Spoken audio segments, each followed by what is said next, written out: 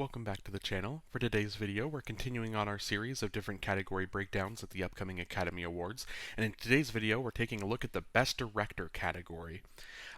In this category, obviously, this is kind of right up there. This is one of the top prizes of the year of the Oscar season every single year.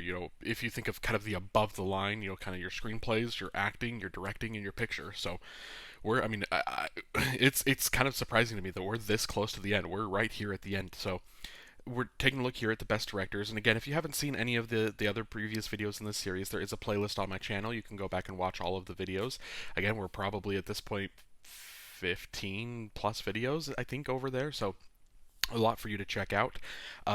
If you haven't seen any of the videos, though, in that series, let me just give you a quick rundown of how this works. We're just going to take a look at each of the nominees in this category, and then some facts about the nominated individuals, and then we'll talk about the film and the director a little bit, and then at the end, I will give you my personal ranking and my prediction for how likely I think it is that they win the Academy Award on March 10th. So before we get going into this, there is one quick, I do this kind of every time when I look at, especially when it's more the categories that are more individuals that are being nominated as opposed to just the film in general. So in these, where it's the individual directors being nominated. All of these directors, they combine for 33 nominations. There's one in particular, obviously, when I say his name, you're going to recognize it, that will, kind of pop up as kind of the main reason why there's 33 nominations. But surprisingly, among the 33 nominations, there's only one total win for him, which is crazy because there's a couple legends here in this category, and so it's crazy to think that they only have one Oscar among them. So without further ado, let's take a look at the nominees, and the first one is Justine Triet for Anatomy of a Fall. This is Justine Triet's second Oscar nomination and her first directing nomination. Her other nomination is also this year for writing Anatomy of a Fall. Justine Triet becomes just the 8th woman to be nominated for Best Director, joining Lena Wertmuller, Jane Campion, who has been nominated twice, Sofia Coppola, Kathryn Bigelow, Greta Gerwig, Chloe Zhao, and Emerald Fennell.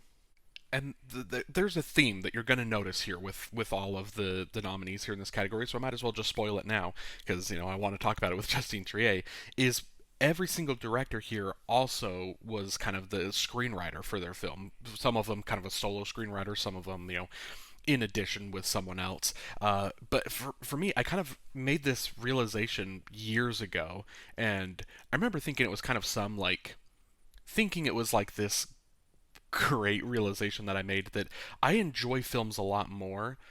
Some of my favorite films, a lot of my all-time favorite films, have the same writer-director, someone that's double duty doing both. And I remember looking at it thinking like, oh wow, that's really kind of a cool correlation. I was noticing that someone that writes and directs the film typically makes a better film. And then just obviously as the years go by, the more film I watch, the more I kind of, get into film just in general. Duh. Like obviously, if the director is the writer and the director, it's their vision, it's their story through and through. Obviously, it's going to be better. Not always, there's not to say that there's some screenwriters that that just as long if the director doesn't write it, it's going to be a bad film. Obviously, it still can work, but it's just I think when they're both on the same, when it's the same person that's doing both the writing and the directing, is completely orchestrating this, sailing the ship in the one coherent, the same direction the entire way through. It just makes you appreciate the film a lot more as opposed to sometimes you'll get screenwriters that writing their scripts that the director then has a different vision than what the screenwriter does, and so you get kind of this mess and this hodgepodge of things that don't really go well together. So when you do have, like Justine Triet, you have a writer and the director of the film, it just makes it a more cohesive story, makes for a better movie going experience. And with Anatomy of a Fall, obviously, I guess if you know nothing about the film, then maybe this is kind of a spoiler for the initial setup, the premise of the film. But Anatomy of a Fall it's a film about there's a husband who dies, and then it's kind of this not really. I guess in a sense it's a mystery. It's not your traditional Knives Out. It's not your murder mystery, but it's a mystery where we're trying to figure out whether this husband whether he jumped off because he falls off of the kind of the balcony of their house. So it's did he jump, was he pushed, was it an accident, and obviously, so it's this fall, and then we're breaking down the anatomy of it, where the title comes in of kind of trying to examine how this fall happened, and who, who, if anyone, is guilty for this man's death. And so the film, it sets up this premise of again, this premise of trying to understand what happened, how this man has died. And obviously the screenplay is brilliant, but the directing, I think, is what really kind of highlights it and makes that work so well for me, because it's just, we watch this mystery play out. And again, I guess this is also kind of a little bit of a spoiler for the end of the film, but the ultimate result is kind of ambiguous. It's not cut and dry. It's not, you don't really learn whether whether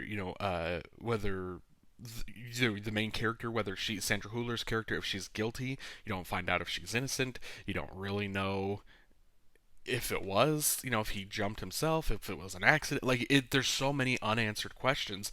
But the film and her directing gives you just all this new information as the film is going on, and it keeps you captivated. It keeps kind of feeding you more information, and you think, you're starting to kind of figure it out. And then maybe something, kind of some of the information you get, maybe it's kind of misleading a little bit, or maybe you get some information, but then as the way that she's set this up and the way that she's directed the film, maybe the next scene you get a little bit more context to the information you were just given, and all of a sudden that information kind of has different meaning now. And there's just the way that she's crafted the film with, her own script, but then the way that she, crafts it all together with her directing style, it just makes for this really captivating and honestly just a phenomenal, movie going experience, and just a great time for me at the cinema last year. This is, as I'm going through my Oscar nomination rewatches of all the Oscar nominated films, I haven't gotten back to Anatomy of a Fall yet, but I'm really, within the next couple days, I'm going to give it another watch, and I'm really looking forward to that rewatch. So my personal ranking for Justine Triet, I'm putting her in second, and then my prediction is I think she's going to be fourth. The next nominee that we're taking a look at is Martin Scorsese for Killers of the Flower Moon. This is Martin Scorsese's 16th Oscar nomination and his 10th nomination for Best Director. Despite all his nominations, he has only won one Oscar, Best Director for The Departed, back in 2007. Scorsese also has 4 nominations for producing Best Picture nominees and 2 screenplay nominations. And so I talked about it kind of in the brief little introduction to the video of really there being some legends in this category. Here's the first one: Martin Scorsese, 16 Oscar nominations, which when I see that doesn't necessarily catch me off guard. I see 16 and I think that makes sense. 10 Oscar nominations, that makes, or 10 Best Director Oscar nominations, that makes sense, right? I think what caught me off guard is, again, because if you're just kind of new to the channel, you see the name The World's Worst Cinephile, the idea of that is that I'm kind of just newer into movies, and I don't consider myself a cinephile, and if I am, I'm the worst one. But it's the idea of that there's just a lot of classic films and a lot of iconic directors that I don't know their filmography. I don't know them as well as I would like to, and so hopefully throughout this channel we'll get to discover them a little bit more. So when I was doing the research on this, it kind of shocked me that Martin Scorsese only has one Oscar. In my head, if you would have just asked me before doing this research, I would have guessed maybe 3, 4, and as kind of like a lower end, because I knew that he writes some films, and then obviously I was, if any of his films won Best Picture, if he's got a producing credit on it, he gets an Oscar nomination that way. So I would have just assumed that by now, Scorsese, being the legend in cinema that he is, he would have had, kind of more accolades, more Oscar wins under his belt. And unfortunately, the Oscars, we kind of see it every single year. It's just kind of it's a timing thing. Sometimes it just kind of depends on the year your film came out, what your other competition was, and we notice this a lot with Martin Scorsese. The last couple films that he's gotten between this and The Irishman is they're very much, you know, great films. The Academy is awarding them. I believe The Irishman got double-digit Oscar nominations, right? I think it got like 11, and then The Killers of the Flower Moon, also I think it just kind of cracked double digits as well. So obviously, and if they're not double digits, at least like 8 or 9. Um, and so both of these films, they're being very much, accepted and appreciated by the Academy. But then ultimately, when it comes down to the wins, it's kind of, I guess, just, it's just a tough competition, and it's just kind of a timing thing, I guess, and so it's one of those things where just miraculously, I mean, it's kind of the same thing you think about how Leonardo DiCaprio, it took him so long to win an Oscar, just because it's all just ultimately just kind of comes down to timing, and just kind of the narratives that are being built around these campaigns, And so it just, looking back at it, I guess just the timing never really quite works out a lot for Scorsese, or the narratives aren't always there for him. So again, it just shocked me when I was looking and saw that he only has one Oscar win, for The Departed, which I saw for the first time last year, right before seeing Killers of the Flower Moon. So glad that he does at least have the one Oscar nomination. Otherwise, it still already is one of the most criminal. Like he should have more than one Oscar. But anyway, just kind of getting back to Killers of the Flower Moon. Sorry, rambled quite a bit on just kind of the on that aspect of it. And so Martin Scorsese, it's another one of those where him and I believe it Eric Roth, I think is his name, the screenwriter here for Killers of the Flower Moon, where they worked together, got this script, and and so Martin Scorsese at least has, he wasn't the sole writer for this, but he does have the writing credit, so it's easier for him, kind of being able to merge and having the same cohesion and just the same narrative focus, between the two aspects, between the two parts of the directing and the writing, and so I think it works really well. And I think for me, what's really impressive with Martin Scorsese's directing here is I was watching, and at this point, it's so long, because I've watched so many different, interviews of Martin Scorsese, with the directors. I've watched a bunch of just other, a lot of film content, right? And so I forget exactly where this interview was. I wish I could give credit to where it was, but I saw an interview with Martin Scorsese, and he was talking about the initial concept, the initial getting this project off the ground, getting it going, and getting the film made. And he talks about going down to Oklahoma and meeting with the Osage people, and meeting with them, and kind of trying to you know share his vision and share what he wants to do. And in this video, he was talking about how some of the people he was meeting with, they were very nervous, and they were kind of hesitant and didn't necessarily want Scorsese to direct this film because of his previous work, because of Goodfellas, because of A Taxi Driver, because of just the mobster, the gangster films that Scorsese had made in his career to that point. They thought that he was coming in and was going to turn this story into a mobster, like you know just they didn't think that he was going to have the class, the taste, to make it tasteful and to make it respectful for the people, because that they were kind of just thinking that he makes mob movies, this is what he does. And so in that interview, it was just really cool for him to kind of have that, and you kind of have that meeting with them, hear their point of view of understanding, like, this is why we're hesitant, and then for Scorsese to tell him, like, no, this is more the vision, this is what we're doing. He's kind of changing his directing style, kind of changing the way that, as opposed to maybe a younger Scorsese maybe would have handled the material different, would have done it a little bit differently, but you know he kind of explaining that this is more of the vision that he has, and how working with them to make sure that it was more respectful. The story is getting told, but it is through a more respectful and more tasteful narrative style, the way that he's telling the story. So for me, that was the thing that I was most impressed with the direction for Scorsese. Is he didn't just rely on what he's done throughout his career. Especially a director of Scorsese's age, could have been very easy for him to just say, "Well, this is what I've done throughout my career. This is what I do. This is what I'm good at. I'm just going to do this." But for him, he's still a lot of people refer to him as like a king of cinema. He loves it. He loves making pictures. He loves the art form. He loves doing, this is what he's born to do. This is what he loves to do. And so for him, even at his age, this is still just, it's fun for him to direct differently, to kind of tell the story differently than maybe he would have in the past. And so for me, that was what was super impressive about the direction for Martin Scorsese. So my personal ranking for Killers of the Flower Moon, I'm putting this in third, and my prediction is that he is the runner-up.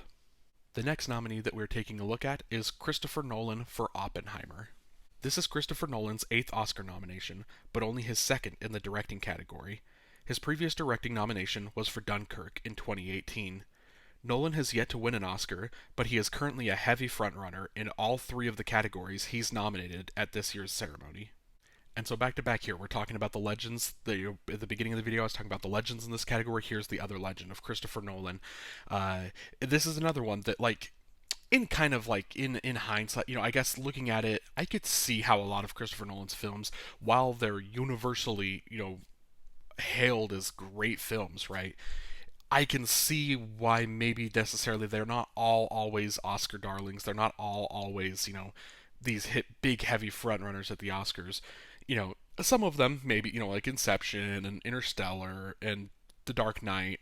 You see some of these films and you think like, oh, okay, well, obviously this is what, these should have been heavy, and even Dunkirk, for that matter. You can see why some of these films, you understand why they should be so heavy, like multiple nominations, big Oscar players. And so maybe in that sense you could think maybe he would have gotten an Oscar nomination by now. But I think it's just because of my love for so much of his work. With the entire Batman trilogy, I think is all good. The Prestige, Memento, I just rewatched a couple days ago. I love that film. And Tenet is one that I think I've seen it 3 times now. It's been a couple years. Maybe this month I might give it another rewatch. Obviously, it's kind of back in theaters. I don't think I'm going to catch it there, but I could watch it at home. And I think Tenet, or excuse me, just Christopher Nolan in general. I think just because of how much I love so much of his filmography, because of how much I just appreciate a lot of what he's done and the stories that he tells. I think maybe you could see that he would have gotten an Oscar win by now, but it's crazy that to think that it's just 8 nominations, amongst all the different categories that he could, because he's written, he's directed, he's produced. So he could have had so many more nominations than he does have, and it's just kind of in hindsight kind of crazy that he doesn't have a win. But again, this is a spoiler for what I think about Oppenheimer's its chances at the Oscars. I kind of mentioned it in kind of the quick information, or kind of facts about Christopher Nolan, that I said he's the heavy front runner in all 3 categories. He's gonna win. At least 2, I think, are locked, and this is one of them. Best Director, it's a done deal. It's locked, and then Picture's another one. Maybe he loses the screenplay. I don't think so. I think he's gonna win that too. So I think we're looking at a world where in 10 days from now, 11 days from now, Christopher Nolan is a 3-time Oscar winner, because he's just Oppenheimer. It's this masterpiece. It's this phenomenal piece of filmmaking. It's the best. A lot of it's, at least in the eyes of, it's up for interpretation. I don't think Oppenheimer is my favorite Nolan film, but especially in the eyes of the Academy, and just in the eyes of, I think, of a lot of the general audience, Oppenheimer is probably what he's going to be remembered for. This is his masterpiece. This is his, in the broader sense, of his best film. And it's just the Academy, it's really kind of saying that this is Christopher Nolan's time. He's gonna just sweep. He's gonna, he's already been sweeping all the precursors. He's gonna continue sweeping. He's gonna go into the Oscars. And again, a little bit spoiler, I'm still gonna talk about Nolan a little bit here, but you can tell where I'm leaning with Christopher Nolan here in this in this category. But just looking at his work a little bit, actually directing the film of Oppenheimer, it's another one of those. I mentioned this in, was it the screenplay video? I've done so many videos and done them all so kind of quick in a row that it's easy to forget exactly what video I was talking about things in. But I think it was the screenplay video, where I talk about how this film Oppenheimer had the chance to be one of the most boring and uninteresting films. Right? It's a movie with a bunch of scientists, speaking the scientist lingo, the science lingo, and discussing making, the process of making an atomic bomb, but not even like necessarily. Obviously you do get a little bit. You get the Trinity test. You do get kind of that, that scene. You do get a bomb explosion, but it's not as like action packed as you might think a movie about bombs would be, because it's more so about the making of a bomb. And so this film had the opportunity to be one of the most boring, like a 3 hour long, partially black and white biopic that's just about like scientists and government and all of this. Like and it kind of shies away a little bit from showing you the actual event and the actual direct aftermath of what's going on here. It's just kind of more hinted at and alluded at. So again, I think this film had the opportunity and had the potential to just be one of the worst films and most boring films. But thank God that it's Christopher Nolan here at the helm of this film, just because of the way that his directing, his screenplay, the way that he was able to just craft this whole story. He made a, again, I said, a 3 hour long, partially black and white shot, biopic. He made that riveting. He made it exciting. He made it, you're gripped and you're on the edge of your seat. And then obviously, kind of after the 2 hour mark, kind of going into that third hour, you kind of get this new story. You kind of get this new, again, it's the same story, but kind of a different narrative and a different thing that we're telling here in this third hour. And all of a sudden, that becomes even more gripping. You're even more invested. It's just as the time goes on in this film, there was so much opportunity for this film to go south, to go awry, and Christopher Nolan at the helm, truly just a masterclass at crafting this film, making it as riveting and as exciting as it is for being a 3 hour long biopic. That again, under any other director, any other writer, this really could have failed. But it's again grateful that we had Christopher Nolan at the helm of this because he truly did make a masterpiece with Oppenheimer. So my personal ranking for Christopher Nolan is first, and my prediction is that he will win the Oscar. The next nominee that we're taking a look at is Yorgos Lanthimos for Poor Things. This is Yorgos Lanthimos' fifth Oscar nomination and his second directing nomination. His previous directing nomination was for The Favorite back in 2019. He also has two nominations for producing Best Picture nominees Poor Things and The Favorite, as well as a screenplay nomination for The Lobster. And so Yorgos Lanthimos, he's kind of becoming, he's I guess kind of maybe in the new wave, I guess, of kind of like Oscar darlings of Academy Award season, just favorites that we're that we're looking at here. And he, it's interesting because I hadn't seen The Favorite until I saw it a couple days before going and seeing Poor Things last year, but I had seen, maybe I'm trying to think if I'm maybe forgetting a film. I don't think I am. I think Killing of a Sacred Deer, I think, is the only Lanthimos film that I had seen, prior to now kind of getting into his filmography a little bit more and watching more of his films. So I was kind of familiar with Yorgos Lanthimos and kind of familiar with his work, but not truly to the extent of, especially like his more Oscar friendly, his more the Oscar nominated pieces, right?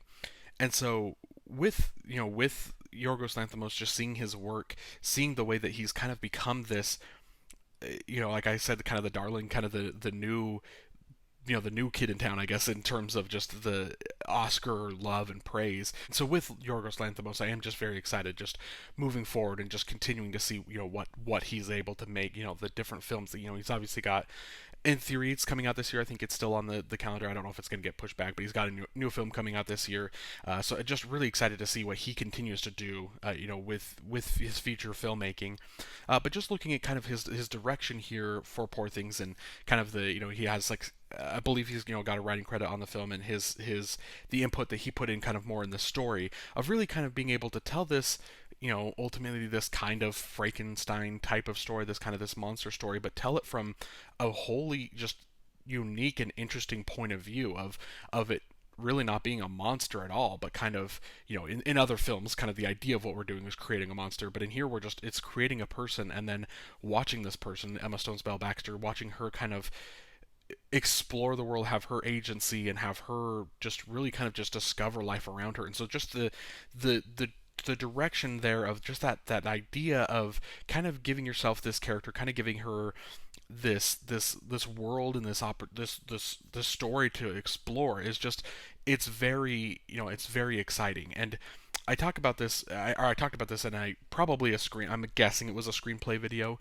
where there's some films where things just happen because you need a plot in a film, and so we're going to have the character do this, and then this is going to happen to them, and so then it's just them reacting to this, then this is going to happen to them, and it's going to, but Poor Things, it does do that in a sense of, there's kind of, we're going, especially the premise of the film is we're bouncing from country to country, we're bouncing all around the world, but it's not necessarily that this thing just randomly happens to the character and then they deal with it, and then this thing happens and they deal with it. It's more so just everywhere she's going, she's just having opportunities to learn, to discover things, to explore life, to discover herself, really, in a sense. And I really think that again, with the writing, but again just mostly with the direction that Yorgos Lanthimos had for the character and for the film in general, I think it really kind of gives her this opportunity to really just, again, just explore, and to really just kind of discover who she is as a character. And I just think that was a brilliant kind of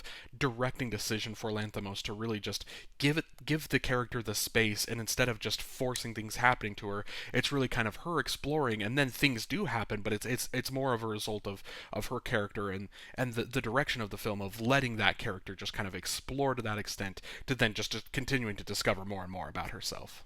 So my personal ranking for Yorgos Lanthimos, I'm putting him in fifth, and then my prediction is third. And the final nominee that we're taking a look at is Jonathan Glazer for The Zone of Interest. This is Jonathan Glazer's second Oscar nomination, but his first in the directing category. His other nomination was also this year for writing The Zone of Interest. The only major precursor to nominate Glazer this year was the BAFTAs. So, The Zone of Interest is a film that I think it's important that I I guess, probably address this here a little bit because I think it was in I know for a fact it was in the screenplay category where I talked about um, the Zone of Interest was great. There's a lot of things it was nominated for. It was a lot of things that it deserved all of its nominations, right? But I was saying that the writing nomination was maybe my least favorite of like the nominations for the Zone of Interest as a whole, and that's because it's one of those where I think the writing is okay. I think that's it gives a good script, it gives a good premise, the writing is okay, but I think it's because it's the direction I think is what works so well for the Zone of Interest, and that's ultimately that's the one. Obviously, the sound is my favorite nomination for the Zone of Interest, but then as well just the uh, the the direction is really what leads this and makes this film work.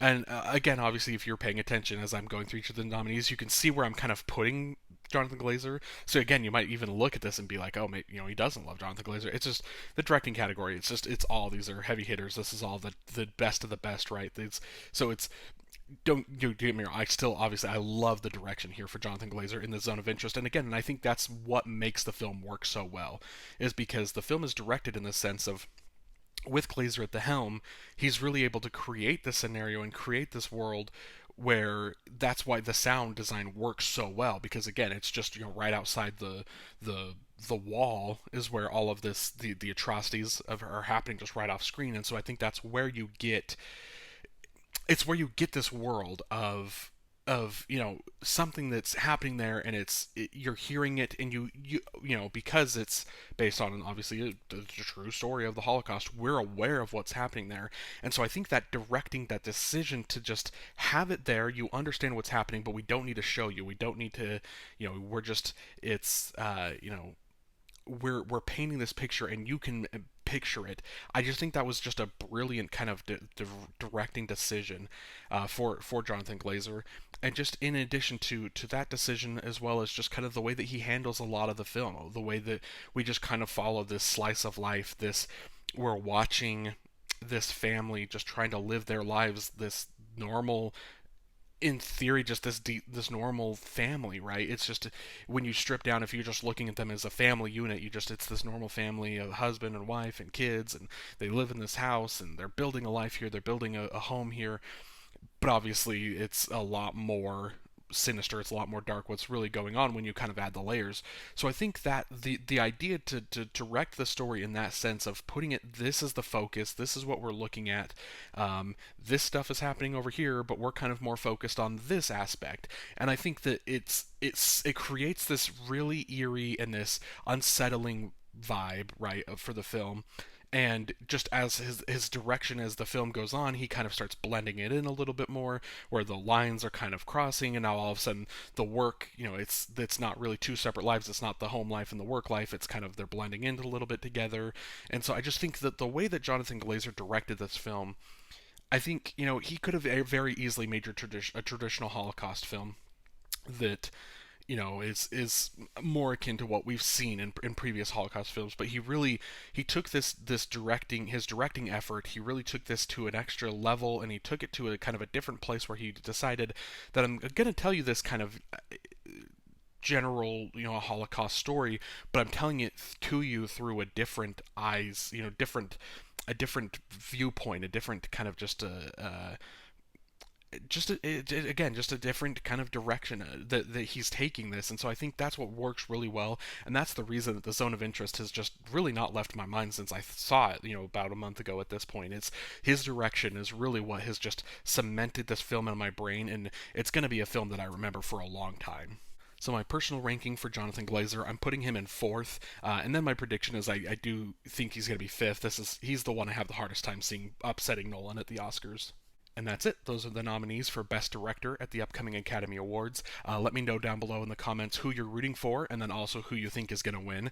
And then while you're down there as well, let me know of any snubs in this category. Obviously, I think Greta Gerwig is kind of in theory, the biggest name that is going to get a lot of snub nominations, and I think her not getting the Oscar is going to overshadow kind of like Alexander Payne is another one that very easily could have been here. Obviously, you got Bradley Cooper, and then for me personally, it's Celine Song is the one that I really would have loved to see find a way to get into the best directing lineup. But again, there's directors so tough because you get 10 best pictures, right, but only 5 directors. So automatically 5 films that are nominated for best film for best picture, just they have no shot at getting their director in because there's just not as many slots. So director is one of the most competitive categories every single year, so there's going to be a lot of snubs. So let me know down below in the comments who else you're thinking of that you would have loved to have seen get some recognition from the Academy. And then also while you're down there in the comments, let me know what videos you want to see me do next, what categories you want to see me break down. We're at the point where I'm doing quick math. I think there's only 5 categories. I think there's only 5 videos really left that are in this, you know, or no, maybe there's a little bit more, but we're at the point. Like, this is it. We're at the kind of the finish line here. We're really at the last little bits. There's only a couple categories left, so let me know which ones you most want to see me do next, and then I can guarantee that you're going to get them within the next week or so. So thank you so much for watching, and have a great day.